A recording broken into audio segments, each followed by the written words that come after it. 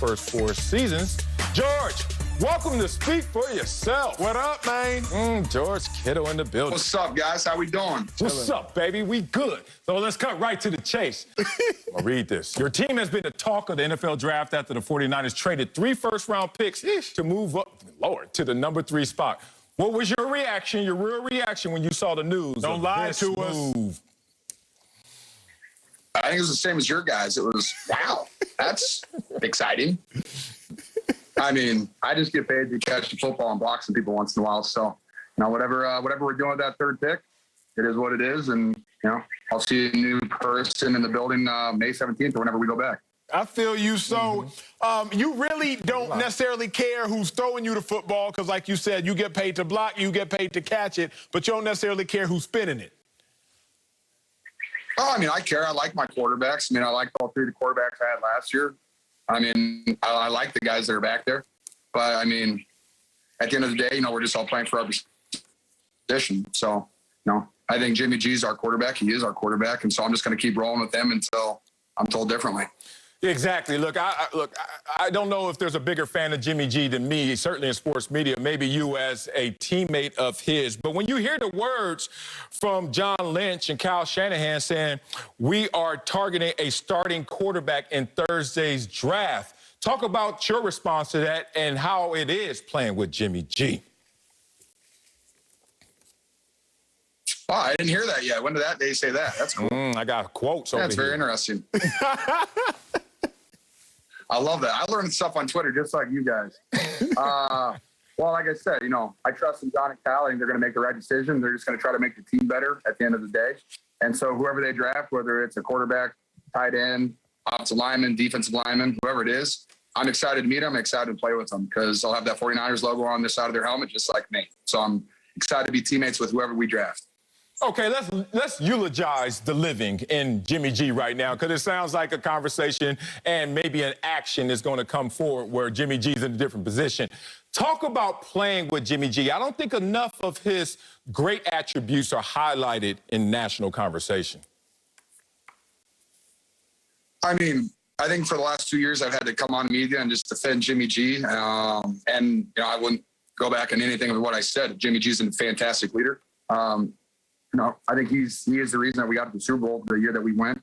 Because he didn't play, he's also the reason that we didn't win a lot of games last year because, neither of us were on the field. Besides from just getting the ball out quick and being, incredibly handsome, the dude knows how to deal with football. And so, the leadership stuff, I don't think it's talked about enough. And I think some people sweep that under the rug because they're like, oh, he's a quarterback. He's supposed to be a leader. I know plenty of teams out there that might not have the best leader at quarterback or might not have the leadership that, they need to win. And, that goes a long way for us. We've had a young team, and he was the guy that was able to steer us in the right direction. And so, like I said, I'm just excited to play with Jimmy again. And then whenever we get to spin the football, I'll be ready to catch that thing. Phenomenal analysis. Incredible leader and very handsome. I hear you, kiddo. I hear you, bro. Break it down. All right, you said you was on the sideline much of last year, and so you had to watch your fellow tight end Travis Kelce break your own record for most receiving yards in a season. How motivated are you, big dog? Because I know you don't necessarily play with a chip on your shoulder, but you play like you got a chip on your shoulder. I'm going to be real. How motivated are you coming into this season? I'm just motivated because I get to play football again. Sitting on the sideline for 8 weeks, sad day, it sucks. And so I don't want to do that again. So I'm just spending this entire offseason doing everything I can do to be the biggest, fastest, strongest, and most healthy person I could possibly be. And so, change up a couple of things, but I'm definitely motivated, and I wouldn't say there's a chip on my shoulder, but when you don't play, people, tend to write you off a little bit. And so I'm excited about that. I'm excited to be back playing football and it's, just really be back on that field between the white lines. It's kind of my happy place. So I'm looking forward to it.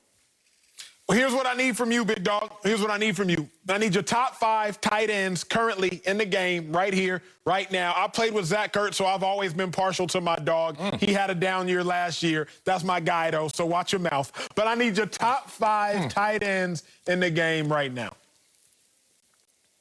Dang, man. You want them in a particular order? Let me go in order. Let's go in order. Let's go in order. You can do that. Yeah, not talking that. I'll give you 5 tight ends I love watching, though. Okay. I love, I really trying to think one of my favorite. I mean, you can't ever make any list without Travis Kelce until that dude's done playing. So he's definitely one of my favorite guys to watch. From everything he does on the field. Darren Waller's incredibly fun to watch. Just his athletic ability and just his burst. That's some pretty special stuff. Let's see. My guy TJ Hawkinson, I think, is an absolute savage. He's rumbling and bumbling, and I think him and Jared Goff going to be very friendly in Detroit. My guy Robert Tonyan, I think that guy writes him off because he didn't get that Pro Bowl nod, which I still think is absolute and utter BS. When you have 12 touchdowns and don't make the Pro Bowl, it seems pretty lame. But yeah, Robbie T is up there. And, my fifth and final favorite tight end to watch in the league. Cool, baby. Let's see. I love Watson Ertz, but I can't count me and Ertz because we missed so many games last year. So,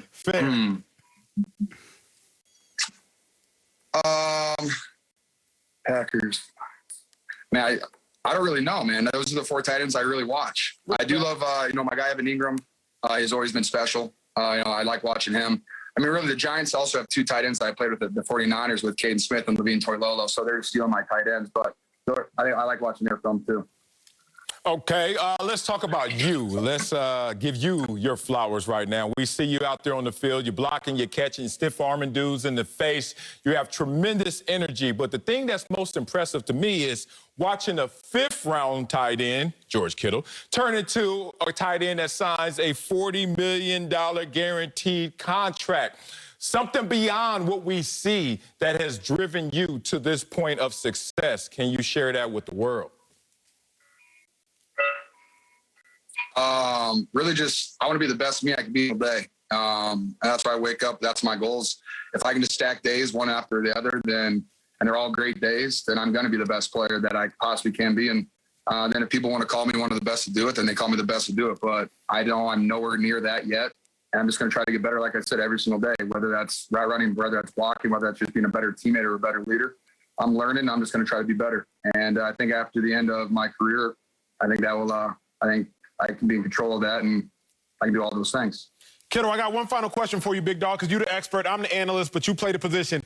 Kyle Pitts, I don't know how much you've watched about him, but I'm sure you've at least heard of him. Tight end out of Florida, supposed to be the greatest thing since sliced bread, at least the greatest tight end prospect since Vernon Davis.